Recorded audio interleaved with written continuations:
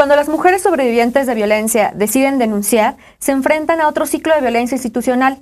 ¿Cómo podemos monitorear al Poder Judicial de nuestro país para poder exigirles una mejor rendición de cuentas? Así que quédense esta noche con nosotras porque vamos a conocer la experiencia de X Justicia para las Mujeres y vamos a platicar con Fátima y con Berenice. Quédense con nosotras, comenzamos.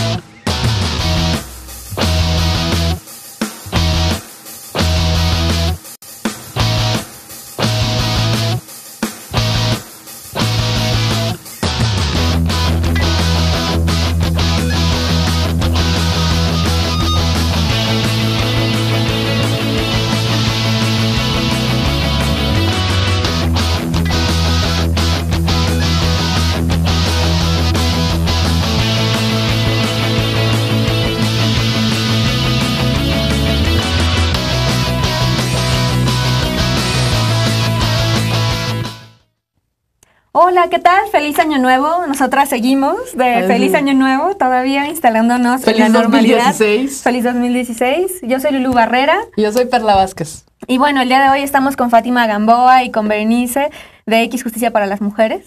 Bienvenidas, chicas. Gracias. Bienvenidas, queridas abogadas que nos van a clarificar muchas cosas. Así esperemos que sí. Tengo la gran duda suficientemente claras. Sí, esperemos. Y muchas de las personas que nos están viendo también seguro tendrán la misma duda de ¿qué es esto del Poder Judicial? ¿Y cómo nos afecta a las mujeres en el día a día, ¿no? Cuando estamos por las calles, transitamos en nuestra familia. ¿Cómo es eso? ¿Quién nos quiere contar? Y bueno, voy a complementar un poquito con esta duda de, bueno, cuando una mujer vive violencia, ¿a quién se acerca primero? ¿Es al Poder Judicial? ¿Es a otra instancia? No sé. Okay. Bueno, el Poder Judicial tiene una parte que es la impartición de justicia y lo hace a través de tribunales. Pero esa impartición se complementa con otros procesos a los que jurídicamente les llamamos procuración. Y lo tienen a cargo autoridades ejecutivas o administrativas, como los ministerios públicos, el policía. Por eso cuando una mujer va a denunciar, primero va con el policía o la policía y a las agencias del Ministerio Público, ahí se hace una denuncia, y cuando se considera que efectivamente hay razones por las que se ha cometido un delito o por las que es necesario continuar, entonces ese caso llega hasta los tribunales y ya es parte de un poder judicial. Pero es verdad que pues, los abogados, las abogadas vamos pensando por el mundo que esto es sencillísimo de explicar porque lo entendemos, ¿no? Y hay una deuda por parte del Estado para explicar en qué consisten estos procesos de impartición de justicia. Sí. Igual justo en el camino que recorren las mujeres para acceder a la justicia, además del Poder Judicial y del Ministerio Público, que es un órgano de defensoría social, por así llamarlo, que pertenece al Ejecutivo, no al Poder Judicial, no, son los tres poderes: legislativo, hace leyes, Poder Ejecutivo imparte justicia y ejecuta política. Sí. Poder Ejecutivo procura la justicia a través de la Defensoría Social, que es el Ministerio Público, y Poder Judicial imparte la justicia. Entonces, en este camino también están involucrados otros actores. Por ejemplo, en las comunidades indígenas también vas a encontrar a comisarios o jueces de paz a los que acude las mujeres, que son el grueso de la población, que no están concentradas en la ciudad y que están en municipios, a pedir justicia, que también son actores que tienen que ver con la erradicación y la prevención de la violencia que viven las mujeres. También hay otros órganos a los que acuden las mujeres en este camino, que pueden ser los DIF, ¿no? A donde acuden las mujeres para ver cuestiones de pensión alimenticia, cuestiones de guardia y custodia, acuerdos de separación.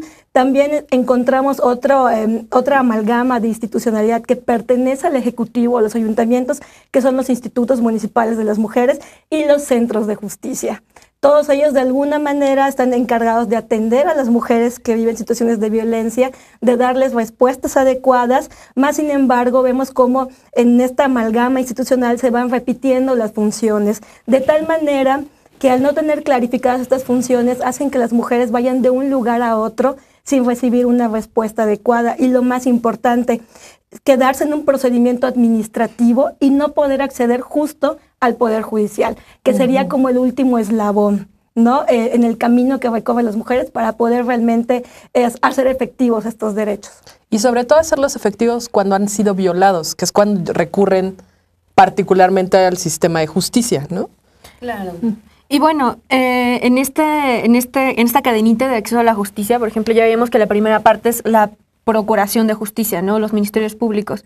Y desde ahí empezamos a ver cómo hay una serie de obstáculos. No sé si ustedes nos pueden platicar, por ejemplo, cuáles son algunas, ¿cómo decirlo?, tendencias que tienen las instituciones públicas que, por ejemplo, no se podemos hablar de estereotipos de género, ¿no? De promover la conciliación.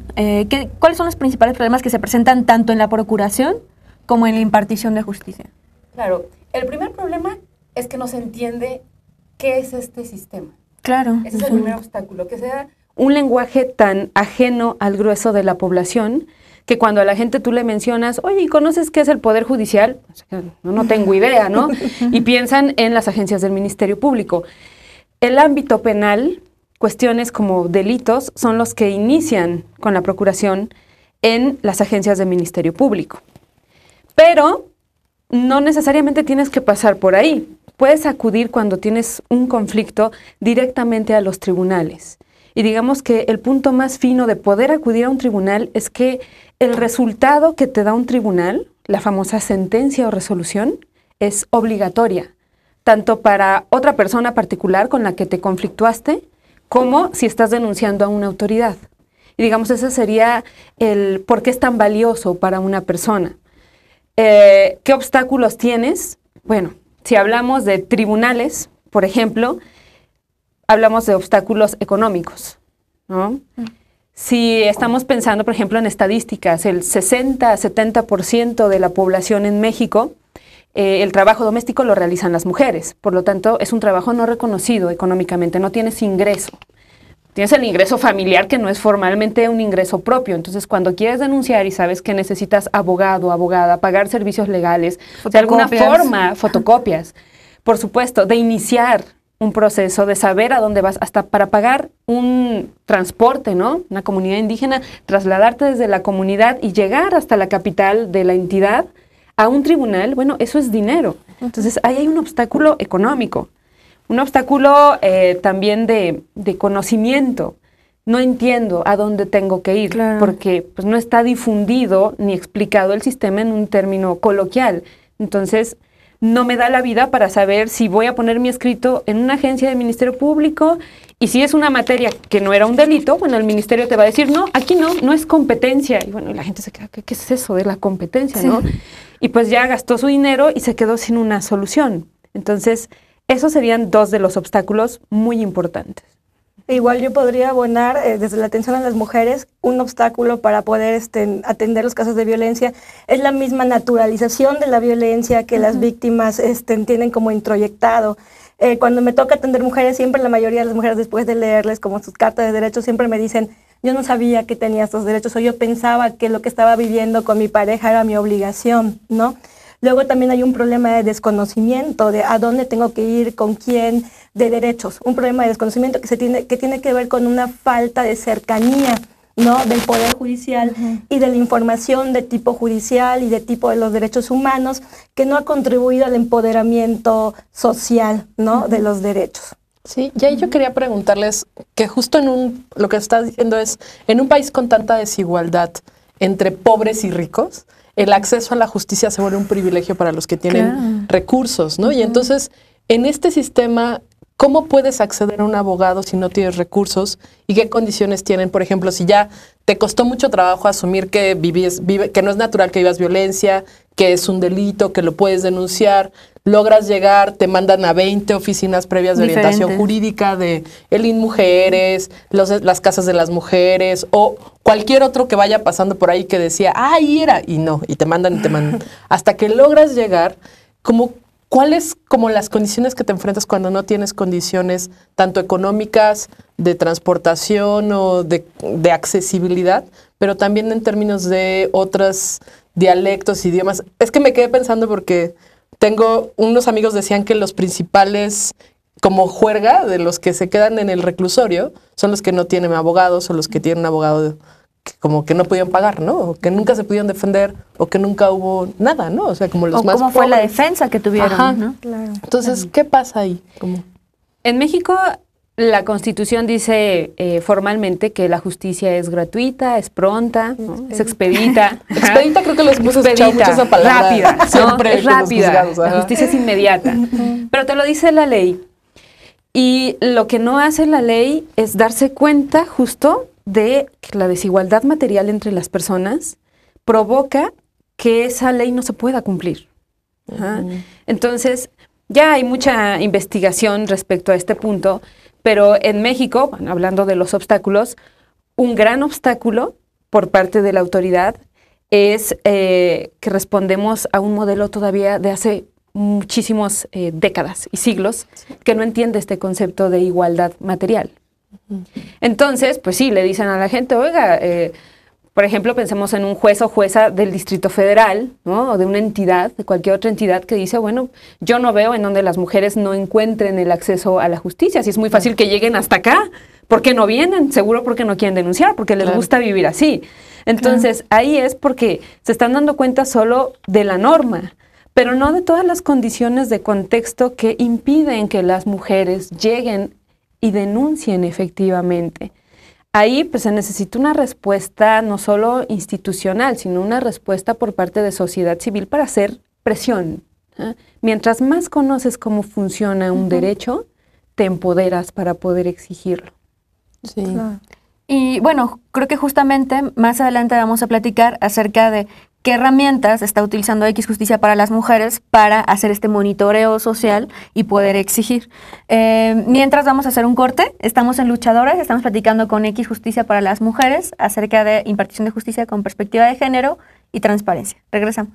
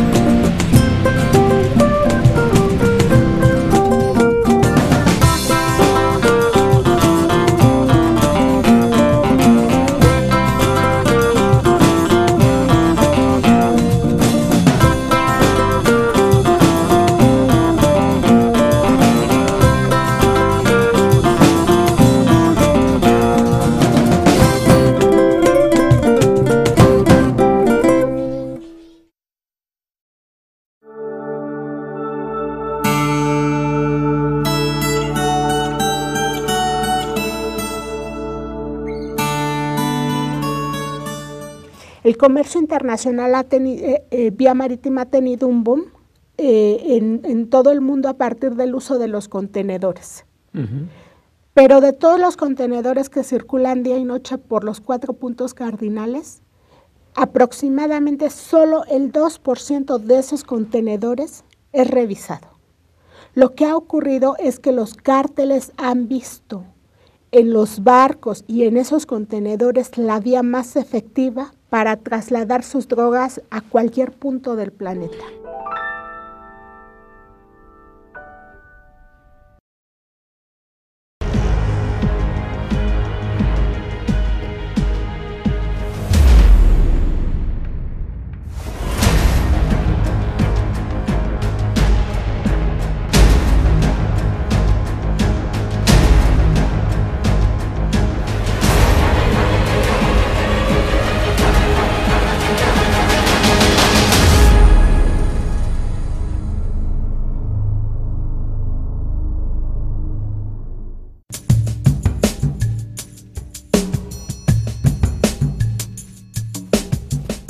Qué bueno que siguen con nosotras. Estamos averiguando qué es eso de que mencionaban como caja negra del Poder Judicial. Entonces, Platíquenos, y yo principalmente tenía la duda de que a veces cuando una mujer sufre violencia o tiene una serie de agresiones en su vida cotidiana, confunde mucho las instancias y, como decía, se tarda un montón en llegar donde realmente iba a denunciar, etcétera, ¿no? Entonces, como, ¿cuál es el camino básico que deberían de saber las personas que nos están escuchando, como para entender cuál es la labor del Poder Judicial y cuál no es su labor, ¿no?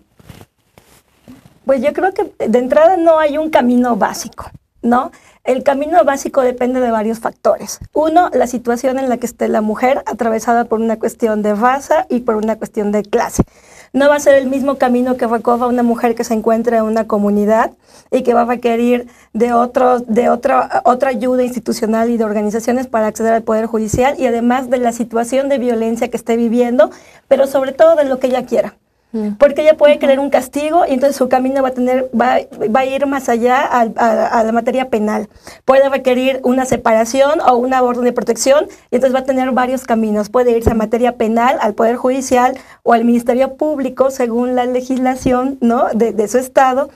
O puede estar denunciando una violación a derechos humanos por una falta de respuesta judicial o discriminación en alguna institución por una falta de atención. Entonces puede pedir de la Comisión de Derechos Humanos una recomendación, no un castigo ni la resolución de su conflicto, ¿no? Entonces todo va a depender de la situación de la mujer, del contexto en el que se encuentre, pero sobre todo de lo que ella quiera. Y hay innumerables caminos dependiendo del problema jurídico que trate de estar resolviendo en ese momento. Del estado en el que esté también, ¿no? Exactamente, ¿no? Que eso es, el lugar es importante, es decir, donde sufrió la violación, la agresión, es el contexto de donde y cómo está legislado ahí. Sí, cómo está legislado. Y en la cosa de tránsito de migrantes, seguro estamos entrando al tema complejísimo, más escabroso. ¿no? Sí, bueno, no me voy a meter eso. Sí, es que son caminos complejos en los pasos.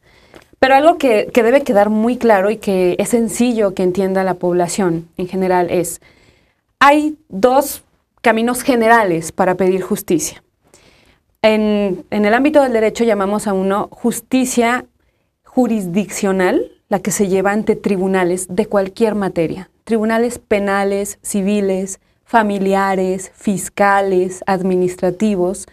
Siempre un tribunal o una autoridad jurisdiccional, que como su nombre lo dice, está facultada para interpretar el derecho, siempre la solución que te va a dar va a ser obligatoria. Eso es lo que la distingue. Ajá. Y a la par de este tipo de justicia se encuentra la justicia no jurisdiccional, la que imparten organismos que no son tribunales, pero que hacen procesos que ayudan a las personas a obtener algún tipo de justicia. ¿Cuál es la diferencia con este tipo de organismos? Que la solución que te dan no es obligatoria. No es vinculante. No es vinculante. Lo que Como decías de una recomendación. Ajá. Efectivamente. Entonces, ahí tenemos a las comisiones, la nacional, las comisiones estatales, tenemos a CONAPRED, Profeco, CONDUCEF, o sea, toda la serie de organismos que no son tribunales. En el ámbito del derecho les llamamos a esto que tienen una facultad cuasi jurisdiccional, o sea, casi estoy facultado para darte una sentencia, pero no lo estoy del todo. Por lo tanto, no soy un tribunal. ¿De qué me sirve esto? Bueno, sirve para efectos de investigación, porque esas facultades sí las tienen, te ayudan a investigar. La solución que tú obtienes en un organismo de esta naturaleza te puede servir como base para un proceso jurisdiccional ante tribunales, pero puedes llevar procedimientos de forma simultánea. Es decir, tú por ir a una comisión no pierdes el derecho de, al mismo tiempo, acudir a un tribunal. Y ambos organismos, bueno, organismo y tribunal, te tienen que dar una respuesta con esa diferencia, ¿no? Por eso es tan trascendental estar hablando de poder judicial. Sí, perdón. A mí todo esto me hace pensar en justo un punto que ustedes ya han tocado, que es cuál es la cantidad de información que tenemos las y los mexicanos, ciudadanos, el término que quieran, y pensando incluso en nosotros, por ejemplo, ¿no? Tenemos carreras universitarias, nos dedicamos a temas de derechos humanos, ¿no? Etcétera, y en realidad, bueno, fuera de que yo trabajé en X, ¿no? ¿Qué tanto sabemos esto, ¿no? Incluso profesionistas, contadores públicos, relaciones internacionales, cualquier tipo de profesión, incluso a gente que no tenga una escolaridad universitaria, tendría el derecho de saber tener la certeza de que conoce cuáles son sus derechos y a qué institución puede acudir, pero no lo sabemos. Entonces, me parece que también esto se embona con una otra área de trabajo que se impulsa desde X, que es transparencia, y que el conocimiento jurídico sea cercano y accesible a los ciudadanos, a las personas que están en mismos procesos de justicia. Entonces, ¿por qué la justicia sigue siendo incomprensible? ¿Por qué sigue siendo críptica? ¿Por qué sigue estando alejada de nosotras y de nosotros? Claro. Pues de entrada yo creo que hay un problema en la forma en cómo se formuló el derecho, ¿no? El lenguaje especializado en el que está formado el derecho es complejo y no cualquiera puede acceder a ello. Incluso nosotros estudiando en la Facultad de Derecho los primeros años es familiarizarte con todo este lenguaje especializado, ¿no? Que es muy, no es de la jerga social o no es de la jerga de la comunidad, coloquial. No. O sea, cada palabra tiene como su significado motu propio, ¿no? En sí mismo de derecho. Es muy difícil como poder traducir algunas instituciones jurídicas a la sociedad. Pero también tiene que ver, además del lenguaje jurídico, tiene que ver con la cerrazón del Poder Judicial. El Poder Judicial históricamente ha sido un poder cerrado, ¿no? Que ha sido influenciado por los poderes ejecutivos, sobre todo en la designación de magistrados, de jueces, donde también ha estado atravesado por los amiguismos, por los compadrazgos. Entonces, de repente, como que los jueces y las juezas se posicionan como en un limbo en el que no puede acceder las demás personas porque no tienen este conocimiento súper elitista y súper especializado. Y no solamente eso, sino que además se vuelven resistentes a la crítica social. Y al volverse resistentes a la crítica social, cierran las puertas a la ciudadanía para poder saber qué es lo que están haciendo, ¿no?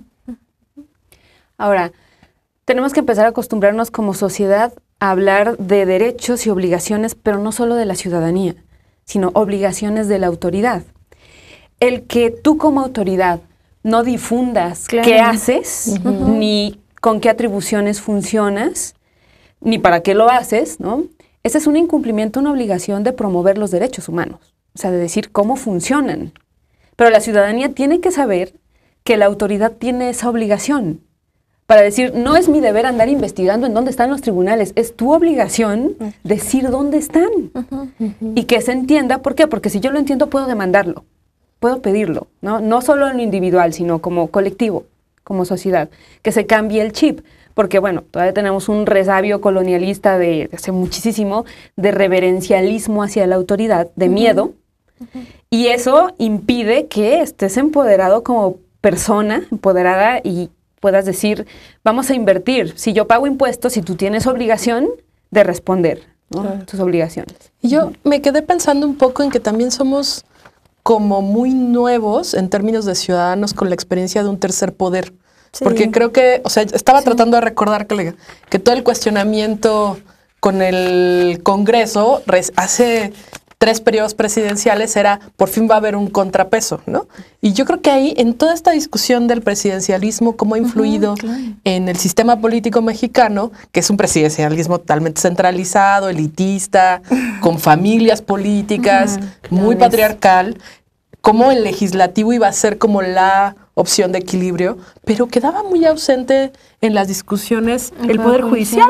No, o sea, ahorita que las estoy escuchando, yo pienso, sí, son los 3 poderes de gobierno, pero siento que somos muy nuevos como sociedad de reconocer ese poder, a pesar de que estuvo jodiéndonos toda la vida, porque siempre ha estado, o sea, no es que ahorita descubramos el hilo negro del Poder Judicial, es que ahorita damos cuenta que es su responsabilidad que nos sepamos todo eso, los tribunales, cómo se llega, con qué papeles, con qué copias, que tengan copias, que, no sé, como una serie de procedimientos para llegar a exigir un derecho, que es ahí donde no tenemos idea. Sí los nombramos y hasta eso, las comisiones de derechos humanos han hecho más su labor, pero como somos muy nuevos en la experiencia de tener un tercer poder de gobierno, ¿no? O sea, no, de gobierno no, perdón, un tercer poder, ¿no?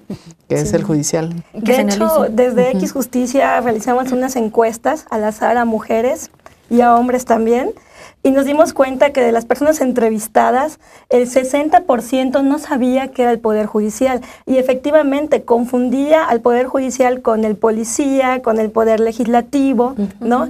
Entonces nosotros decíamos, es que el Poder Judicial no ha sido tocado ni siquiera para exigirle las obligaciones de transparencia, a diferencia del Poder Ejecutivo, que tiene un sistema sofisticado de rendición de cuentas, ¿no? El Poder Judicial no lo tiene, a pesar de que sí tiene la obligación legal, ¿no? Entonces, ¿cómo? Es algo terrible que quien se encargue de impartir la justicia y de que se cumpla con la ley sea el primero en incumplir con sus obligaciones de transparencia, ¿no? Y bueno, justo ahí ya estamos llegando al punto donde podemos perfectamente hablar de la campaña Es Justo que Sepas, que X Justicia para las Mujeres acaba de lanzar recientemente en diciembre. Vamos a hacer un corte para regresar con el video promocional de la campaña que nos dice por qué es justo que sepamos del Poder Judicial.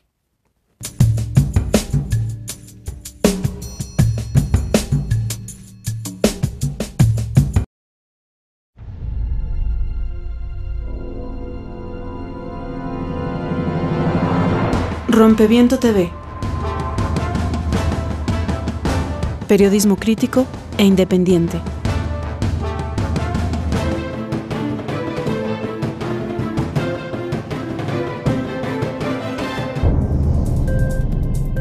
Mirada crítica. Noticiario conducido por Héctor Javier Sánchez, dedicado al análisis de las noticias más importantes.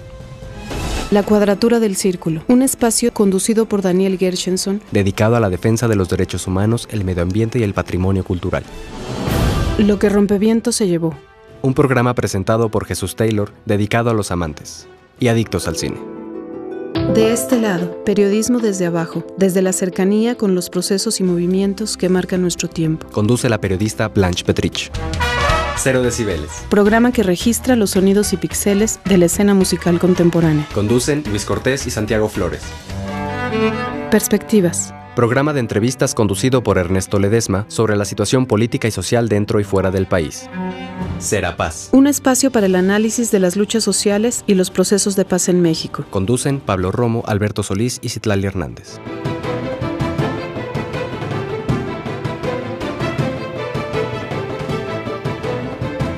Jaque al Rey. Programa de debate y pensamiento crítico. Una coproducción con la revista Hashtag. Conducen Erika Paz y Ricardo Bernal. Luchadoras. Una mirada a las mujeres que en todos los rincones del planeta luchan por sus derechos. Conducen Lulú Barrera y Perla Vázquez. El Chamuco TV. Primer programa de moneros en la televisión mexicana por internet. Conducen Alma Soto y los moneros La Dama y Rapé. A Contracorriente. Un espacio para aquellos que le han dicho su verdad al poder y conservan la esperanza aún en tiempos difíciles. Conduce Luis Hernández Navarro. Megáfono, programa dedicado a la defensa de la libertad de expresión y el derecho a la información. Una coproducción con Artículo 19. Zona de Impacto. Noticiario sobre los hechos políticos y sociales que interesan a la sociedad mexicana. Conduce Jesús Cervantes. Periodistas de a pie. Un análisis de la realidad nacional desde la trinchera de un periodismo crítico y con compromiso social. Rompeviento TV. Información a profundidad.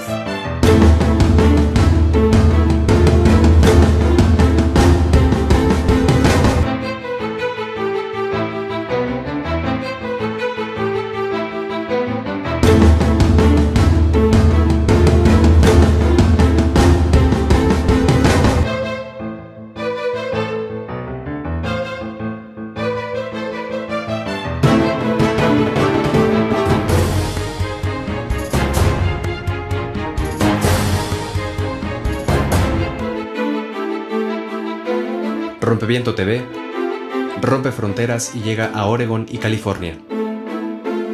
Rompeviento TV. Por el derecho a informar y ser informados.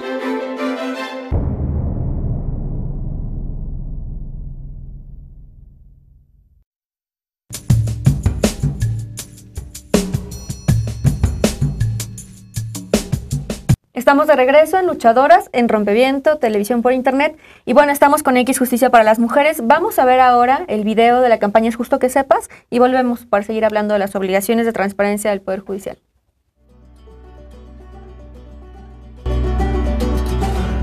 ¿Sabías que el 76% de las personas encuestadas por X consideran que el Poder Judicial no es transparente? Si la justicia es un servicio público, la transparencia es una obligación. Un sistema judicial abierto a toda la población garantiza el acceso a la justicia y frena la corrupción. Es justo que sepas que el acceso a la información es tu derecho.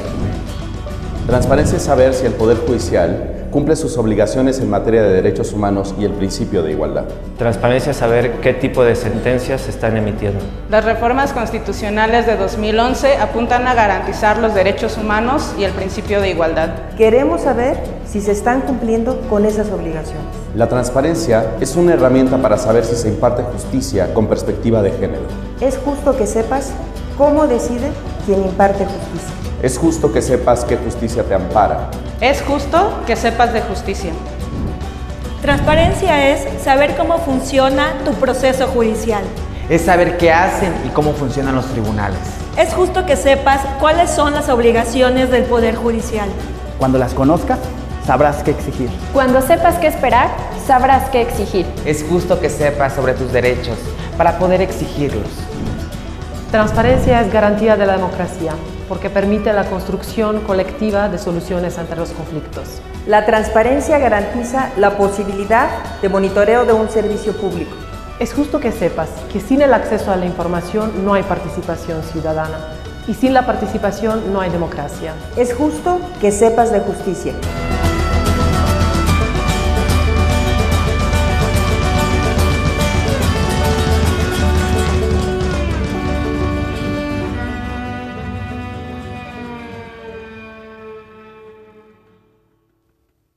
Pues ya vimos la campaña Es Justo que Sepas. Yo les decía que me quedé picada de Es Justo que Sepas y queremos más de la campaña, ¿no? Yo creo que es súper pertinente tener más información para tanto las activistas, los ciudadanos de a pie, las ciudadanas de a pie de en dónde están los tribunales, las sentencias, por qué es importante. Y ahí quería preguntarles desde X, ¿cuál es su postura respecto justo a este sistema de justicia que pareciera muy... Pues sí, muy patriarcal, muy racista. ¿Ustedes cómo lo ven y qué están aportando para transformar pues esta forma de impartir justicia en México? Bueno, estamos haciendo una crítica fuerte, no solo X, sino muchas otras organizaciones. Una crítica en cuanto al contenido del derecho y a la forma en que se interpreta el derecho, quién lo está interpretando. Esta visión está atravesada igual por el modelo patriarcal, por el modelo que piensa que existe solamente una persona justiciable, ¿no? Que tiene un perfil neutral, pero resulta que no es neutral. O sea, cuando estamos analizando las leyes, dices, pues el perfil y muchas de las normas parece que están diseñadas nuevamente para que quien acude a tribunales sea un hombre con dinero, de piel blanca, sin discapacidad, mayor de edad, que no sea indígena o que no sea de un grupo étnico específico, sino del mayoritario. Entonces, no es neutral el derecho. Y de eso nos damos cuenta justo al conocer el contenido de las sentencias. No solo es que revises la norma, ¿no? Una sentencia es una decisión, una solución de texto, pero te está diciendo la sentencia cómo vas a entender una norma jurídica. Por eso es importante que se conozca. Le estoy diciendo a la persona, mira, en este sentido resuelvo tu conflicto y voy a interpretar de este modo la norma. Y es ahí, en esa revisión que estamos haciendo en X de sentencias, en donde decimos, bueno, además de que las sentencias siguen ese modelo patriarcal, ese modelo que reproduce estereotipos de género, que ponen y siguen poniendo en desigualdad a las mujeres por el tipo de funciones que les fueron atribuidas. Además de eso, el sistema que imparte justicia también es patriarcal, ¿no? Y no es transparente. Sí. Sí. Bueno, Sí, pues adelante. es esto, ¿no? O sea, el derecho al ser parte de la construcción social, y en la construcción social y cultural también está inmersa esta cuestión de género, pues también no está exento, ¿no? No está impoluto de estar permeado de todas estas cuestiones de discriminación. Pero también el derecho, desde la forma en cómo se fue concibiendo a lo largo de la historia, ha sido impersonal, ha sido abstracto y también tiene una generalidad que invisibiliza estas diferentes realidades o diversidades sociales. Entonces ahora el reto es cómo hacer que esto que está aquí como en este espejo, en este limbo, no haga clic, o hagas match realmente con la vida personal de cada una de las personas, ¿no? Hice la redundancia, ¿verdad? De hecho, es súper claro porque muchas veces hemos hablado y aquí en Luchadoras y escuchamos que hay una brecha muy, muy grande entre las leyes y la justicia, ¿no? Y de hecho, recuerdo un informe de Amnistía Internacional que dice, hay México, un país de leyes pero sin justicia. Y justo, bueno, ahora veré que nos dices que las sentencias es lo que, cómo esa ley se materializó, se interpretó por parte de un juez que imparte justicia. Ahí vemos que esa brecha justo está en ese cachito que está analizando X, ¿no? Que es analizar las sentencias, analizar cómo la ley está cobrando materialidad en la vida de las personas. Y bueno, ustedes justo con X, Es Justo que Sepas, hicieron un diagnóstico del cual estaría muy interesante que nos platicaran qué fue lo que examinaron en este diagnóstico y otra vez hablar de transparencia, ¿no? ¿Por qué es importante hablar de transparencia? ¿Están obligados los poderes judiciales a abrir sus puertas, a dejar de ser tan oscuros? ¿Están obligados o no? ¿Y qué tanto están cumpliendo? No sé. Okay. Pues yo les platico un poco la metodología de la investigación. Nos abocamos a revisar 32 sitios web de los poderes judiciales de cada entidad federativa y a buscar si tenían publicadas las sentencias, qué tipo de sentencias, cuántas sentencias, si estaban en su totalidad, si era sencillo encontrarlas, porque pensando en quien no conoce derecho, ¿no? Que te hablen en términos tan técnicos, hace imposible que ni siquiera tu propia sentencia del conflicto que ya llevaste en un tribunal la pudieras encontrar ahí. Entonces, hicimos esa revisión, también hicimos una revisión del marco jurídico, o sea, si existe o no de forma expresa en las leyes de cada estado la obligación de publicitar esas sentencias. Además del trabajo de campo que se hizo preguntándole a la gente si comprendían qué era el Poder Judicial, y esa investigación fue muy interesante porque se hizo en las puertas de los tribunales. Entonces, yo justo les decía, dices, ¿qué te responde alguien que ya está involucrada o involucrado en un proceso, si entendían o no? Y los resultados que, bueno, ahorita les compartirá Fátima, es verdaderamente espeluznante, ¿no? De cómo encontramos esos datos. Tenemos eso para tener un referente de qué es lo que vamos a decir a la población que debe y que tiene que exigir a un poder judicial. Ok, y bueno, los resultados respecto a las encuestas que hicimos, pues ya dije un dato, 60% no conoce qué es lo que hace el Poder Judicial.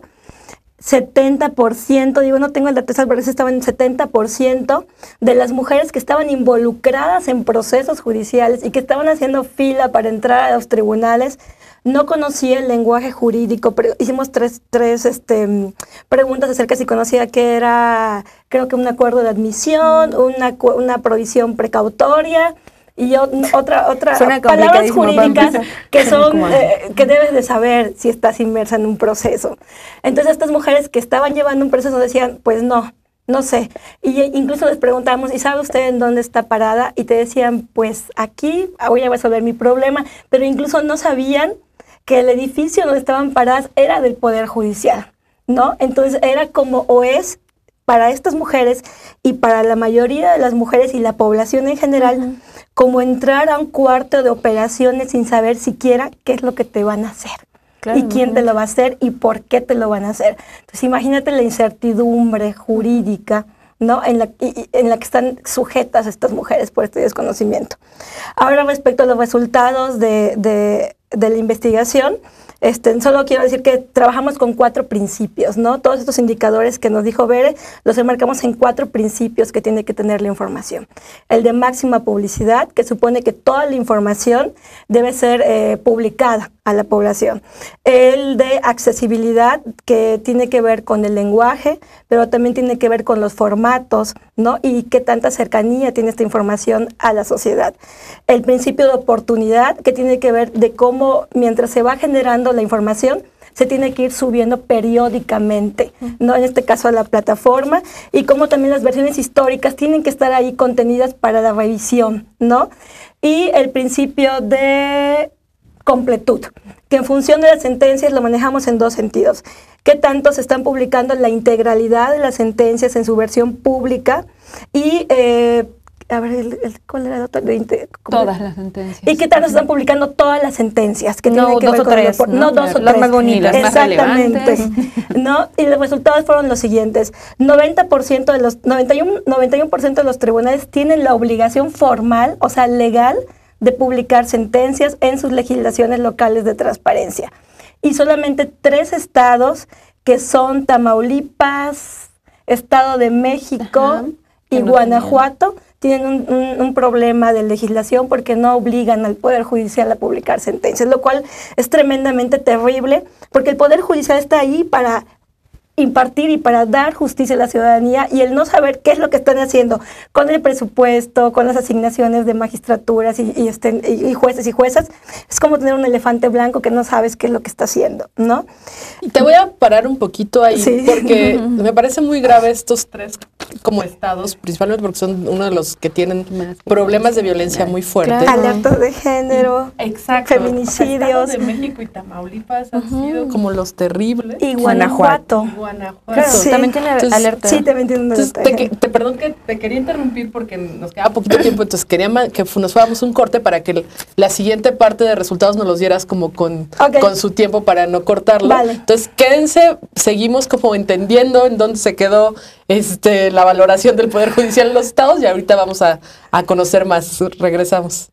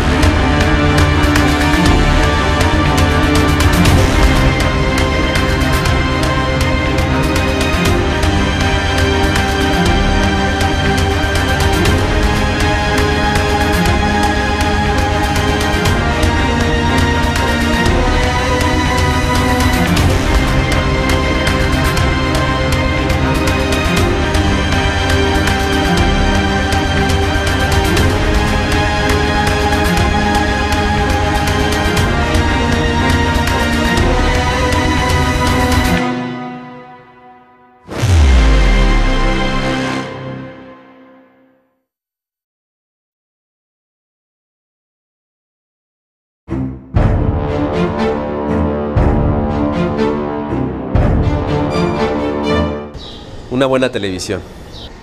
Libertad, integridad, expresión. Periodismo, veracidad, tecnología. Profesionalismo, compromiso y sobre todo ganas de decir la verdad. Indudablemente independencia. La segunda yo te diría que es compromiso. Y la tercera, vocación. Posibilidad, alternativa, rebeldía y contracorriente.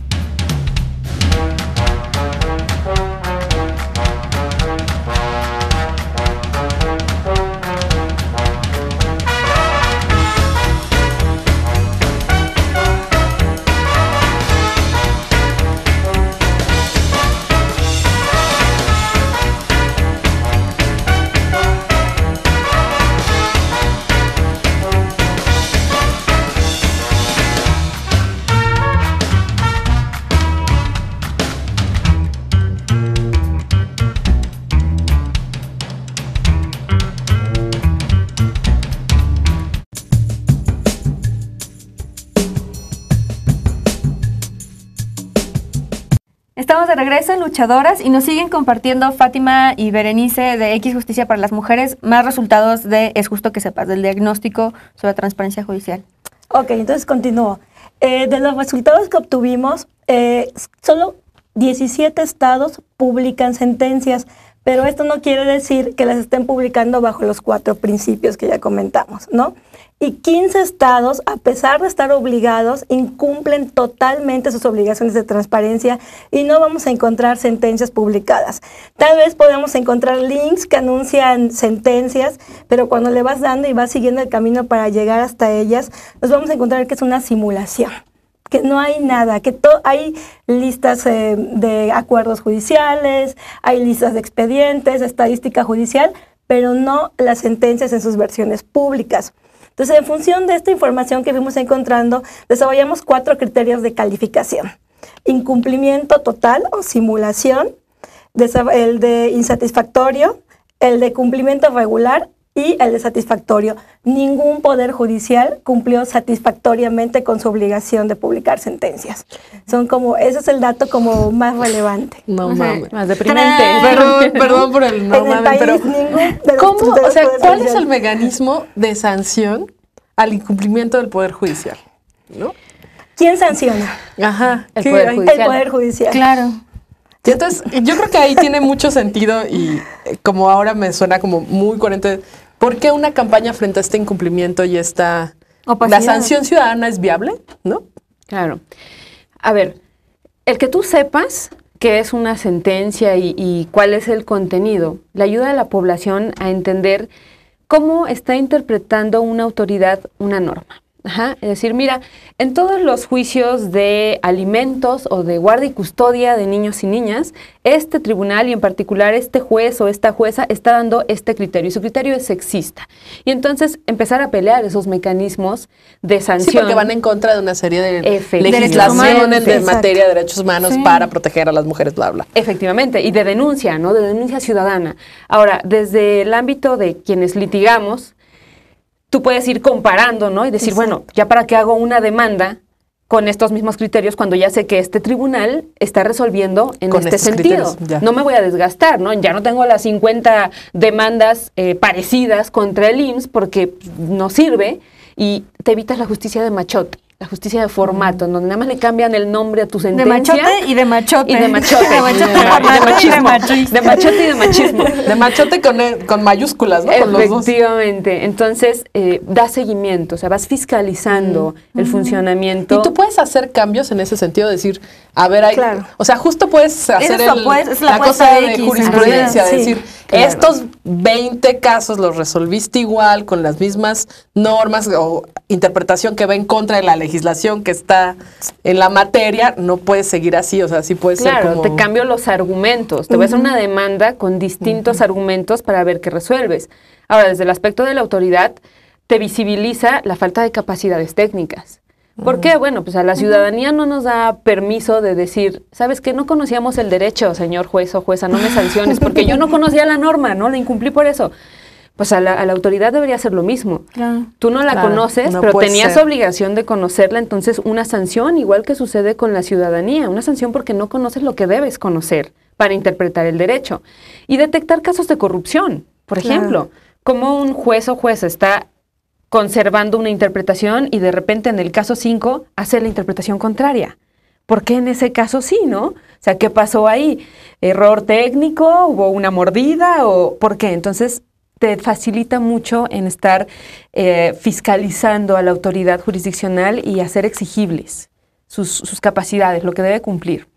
¿Y no se quieres agregar algo, Fa? Sí, bueno, es esta cuestión de innovación judicial, ¿no? El derecho se viene utilizando de una misma forma y ni los abogados ni los jueces se atreven a implementar nuevas formas, ¿no? De impartir justicia. Creo que lo que aboca la reforma del 2011 es a buscar nuevas maneras de aplicar la justicia, maneras como mucho más realistas, menos formalistas, más sustanciales, y para eso se tienen que atrever, ¿no? Hay jueces y juezas que ya se están atreviendo a cambiar estos criterios, y entonces cuando un juez y un juez hacen esto, pueden ser referentes para otros jueces y juezas y aplicar estos mismos criterios, pero si están escondidos en un cuarto judicial, entonces no se van a publicar. Eso también puede hacer que los litigantes puedan conocer cuáles son esos nuevos criterios y poder aplicarlos y poder argumentarlos.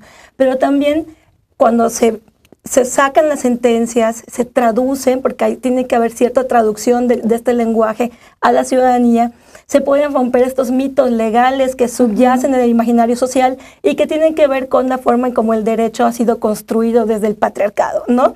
Entonces las mujeres van a poder romper con estos mitos y tener información verdadera de qué tipo de justicia se está impartiendo y qué tipo de justicia tienen derecho, ¿no?, a pedirle o a exigirle al Poder Judicial. Y también no es lo mismo redactar una sentencia en un cuarto oscuro que estar redactando esta sentencia bajo la mirada de la ciudadanía, ¿no? Y yo quisiera también aprovechar que X tiene un observatorio de sentencias, porque ustedes han recopilado como alrededor de 100 sentencias, me parece, y si nos pueden dar justo un ejemplo de este análisis de género que ustedes hacen en las sentencias, y nos pueden dar un ejemplo de cómo una sentencia, por ejemplo, puede tener patrones sexistas que están ahí evidentes. Pues hay varios ejemplos, igual te los vamos turnando, pero hay uno sobre la violencia familiar muy recurrente, ¿no? No es violencia familiar una bofetada, no es violencia familiar la violencia psicológica, y tiene que ser muy exacerbada y dañar a los niños para que yo pueda divorciarte, cuando existía en ese entonces el divorcio. Bueno, todavía existe en algunos estados el divorcio por causales, ¿no? Entonces hay una naturalización y hay una tolerancia visible en la interpretación de los juzgadores sobre qué es violencia. Incluso te piden que la violencia sea reiterada y sistemática para que puedas... Exactamente, ¿no? Esa es una. La otra es que en la violencia sexual hay infinidad, pero por ejemplo, una que estábamos diciendo es que tiene que haber resistencia por parte de la víctima, ¿no? O sea, la víctima prácticamente tiene que dejar su vida o poner incluso en riesgo su vida y enfrentarse y hacer una serie de cosas para impedir el hecho de la violación. Y no demasiado, porque si no es exceso de legítima defensa, como en el caso de Yaquiri. Claro, ¿no? También hay una cosa ya sobre la virginidad y el himen, ¿no? En donde te exigen a veces que el himen se rompa, o que para que haya violación tiene que haber esta penetración, ¿no? Que es como una concepción como muy falocéntrica y heteronormada de las relaciones sexuales, ¿no? En donde si es como te toco por fuerita o te manoseos, eso no cabe en violación. Para que sea violación, y eso hasta la fecha, tiene que haber penetración, ¿no? Bere, tú tienes... Claro, y otras sentencias, por ejemplo, que dicen, vamos a aplicar en igualdad de condiciones la norma. Entonces, en igualdad de condiciones decimos que se declare la separación de las personas, la disolución del matrimonio, y cada quien se va para sus respectivas casas, 50%, y cada quien de los bienes 50%, tratando del mismo modo a quien trabajó adentro del hogar, que nunca obtuvo un peso, ni tiene reconocida una trayectoria profesional, y tampoco tiene antigüedad, ni generó aguinaldos, ni mucho menos. Dice, bueno, pues tú te quedas con esa mitad pequeñita, salte a trabajar, ponte a trabajar. Sí, ¿no? Porque esa es la igualdad, ¿no? Así en el sentido igualdad. Como... Efectivamente, plano, ¿no? Hay cientos de sentencias en ese sentido. Entonces, para romper, ¿no?, este tipo de sentencias, hay un caso muy, bueno, hay un ejemplo muy didáctico que es, en todas las familias hay reglas, y se supone que en las familias, al interior de las familias hay igualdad, pero nadie trataría igual a un niño o niña de 3 años que a alguien de 20. Entonces, si no se hace al interior de ese núcleo, ¿por qué van a hacer las normas y aplicarlas del mismo modo entre personas que son diferentes y que han tenido dinámicas también que las han colocado en desigualdad? Y eso se visibiliza muy bien al conocer la sentencia. Sí, también sobre la igualdad se me viene mucho lo que siempre nos repiten los jueces en las capacitaciones, que es igualdad es tratar a todos por igual. Entonces me vale que sea de una comunidad, me vale que sea, yo voy a aplicar los mismos criterios para ambos, aunque esté en desigualdad de condiciones. Pero hay de mí, juez o jueza, que yo haga una diferenciación o trate de dictar una medida de mejor proveer, ¿no? O asignarle a un defensor de oficio a esta persona, porque entonces estoy rompiendo con el principio de imparcialidad judicial. Y beneficiando a alguien. Entonces, esta cosa de imparcialidad judicial se está confundiendo con pasividad o inactividad judicial. Claro. ¿No? Entonces los jueces se mantienen como inertes ante todas las injusticias que se plasman ante él, ¿no? Entonces... Sí, y me parece lamentable, o sea, como después del diagnóstico, entendiendo como justo la importancia del Poder Judicial, este Poder Judicial está así reprobado, ¿no? O sea, intocable. Sí, reprobado, intocable, por sí inerte, mismo, claro, ¿no? Que es lo más peligroso, que está regulado por sí no mismo, denunciado, que está claro, escondido y que todavía no está siendo objeto de escrutinio público. Sí, claro, porque es quién sanciona la ausencia, la falta de los... Y ahí hay un problema muy fuerte de legitimidad, ¿no? ¿Qué le está dando en este momento legitimidad al Poder Judicial? La ciudadanía no lo es. Entonces, ¿qué?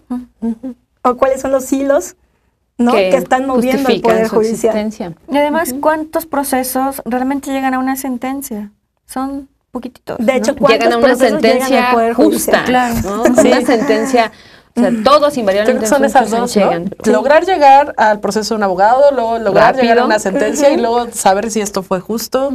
Se vuelve seguramente un gran martirio. No, porque hay un dicho que justicia que no es ni pronta ni expedita, no es justicia. Y no es ni pronta ni expedita, es extremadamente formalista. Y las mujeres cuando terminan un proceso siempre van a estar endeudadas. ¿No? Sería interesante hacer un análisis de cuánto cuesta a las mujeres el acceder a la justicia y de dónde sacan esos dineros o esos recursos para poder lograr esto. O incluso ya con la sentencia, ¿qué tanto sí se logra implementar o no? ¿O fue más dañino haber puesto la sentencia? Vamos a tener una serie de programas de discusión sobre el Poder Judicial. Si usted tiene su caso terrible, váyalo escribiendo ahí por el chat, porque es como de una maraña y un... Es una historia de terror. Es una gran historia judicial. De terror. Que, pues, es justo que sepamos, ¿no? De todo lo que implica el poder judicial, ¿no? Y cómo afecta nuestras vidas, ¿no? Y bueno, X Justicia lo hace este examen. Estamos ahí compartiendo redes sociales, etcétera. ¿Y les parece si en el último minuto nos aventamos en un juego de palabras cortito? ¿Qué piensan cuando digo mujeres? Desigualdad. Fuerza. 2016. Expectativas. Trabajo. Sexo. ¿Cotidiano? No lo sé en este momento. ¿Sentencias? Revisión. Injusticia. Bueno. Pues muchísimas gracias, chicas, por estar aquí y compartirnos todo el trabajo que han hecho a lo largo del último año y que seguirán haciendo este año a través del Observatorio de Sentencias. Y pues ahí estaremos todas las demás aprendiendo más del Poder Judicial y monitoreando a ver quién sanciona estas violaciones del Poder Judicial. Estuvimos en Luchadoras, en Rompeviento. Quédense, todavía quedan muchos programas y esta noche a bailar con 0 decibeles también. Muchas gracias. Gracias al equipo. Luis, a Cristian, a Santi por allá. Nos vemos. Buenas noches. Chao. Bye.